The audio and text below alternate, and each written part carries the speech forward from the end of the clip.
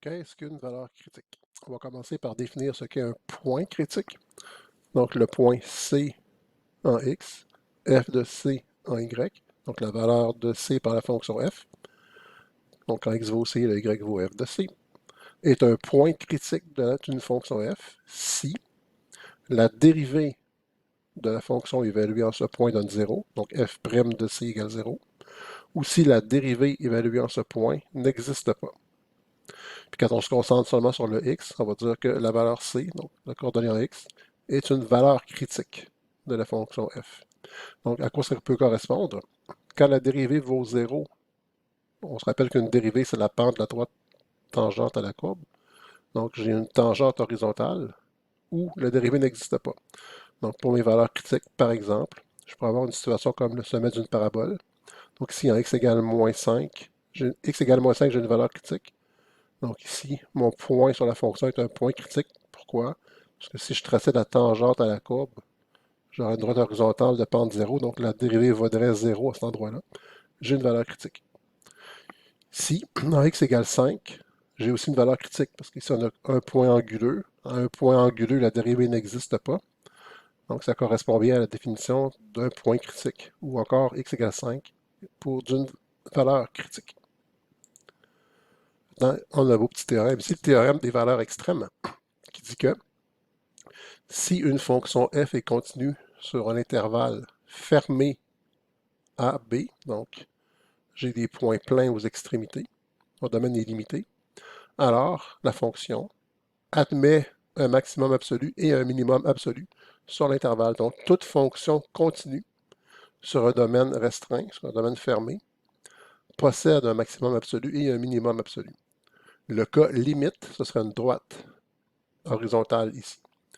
Donc on ne voit pas beaucoup, mais j'ai des points pleins aux extrémités. Donc je suis limité.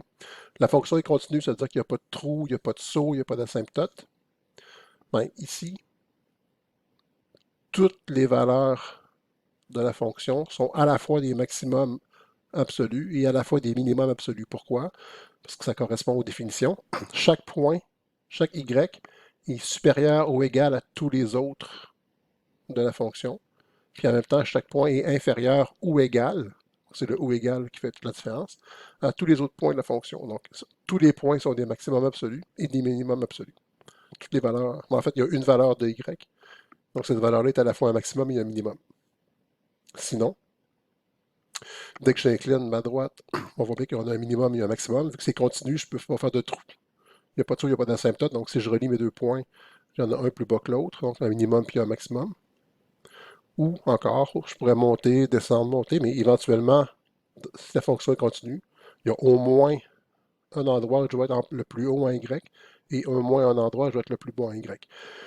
Il faut faire attention ici, mon théorème des valeurs critiques. Si f est une fonction continue et qu'elle admet un extrémum relatif au point C, f de C, donc soit un minimum, soit un maximum, alors forcément C est une valeur critique de f. Ça, c'est le genre de théorème qu'il ne faut pas prendre à l'envers. C'est un si alors, ce n'est pas un si seulement si. Donc, si j'ai un extrémum, cet extrémum-là va se situer à l'intérieur de la liste des valeurs critiques de la fonction ou des points critiques de la fonction.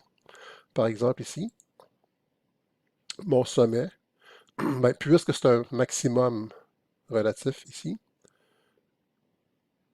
je suis sûr que la valeur correspondante en x est une valeur critique de la fonction. Donc, soit que la dérivée vaut 0, soit que la dérivée n'existe pas. Ici, c'est un exemple où la dérivée vaut 0. Pour ici, j'ai un minimum relatif en x égale 5. Donc, on sait que 5 fait partie de la liste des valeurs critiques de la fonction. Donc, ce serait le cas où, un cas où la dérivée n'existe pas. Par contre, il faut faire attention. Il se peut que la dérivée vale 0, mais qu'on n'ait pas un point critique.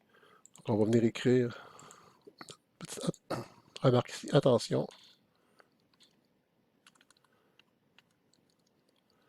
On va même le mettre en gras pour attirer l'attention, c'est le cas de le dire.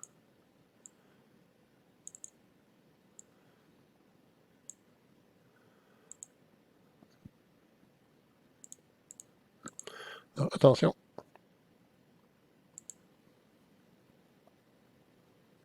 On va ouvrir l'éditeur d'équation.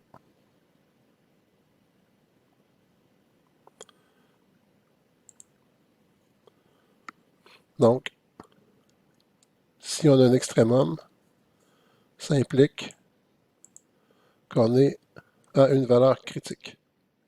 Mais, si j'ai une valeur critique, ça n'implique pas que l'on ait un extrémum à cet endroit-là. On va aller voir un exemple. Donc, si j'ai un extrémum, c'est certain qu'à cet endroit-là, il y a une valeur critique. Par contre, si on a une valeur critique, ça ne veut pas dire qu'il y a un extrémum. C'est toujours l'exemple ici que s'il pleut, alors l'asphalte est mouillé, mais si l'asphalte est mouillé, ça ne veut pas dire qu'il pleut. L'asphalte peut être mouillé pour d'autres raisons. Donc c'est un si alors, ce n'est pas un si, seulement si. Et voyons un exemple où il y a une valeur critique, mais pas d'extrémum. Par exemple, une fonction comme celle-ci. Donc à x égale 0, ici, si je trace une droite tangente à ma courbe, ça va être l'axe des x.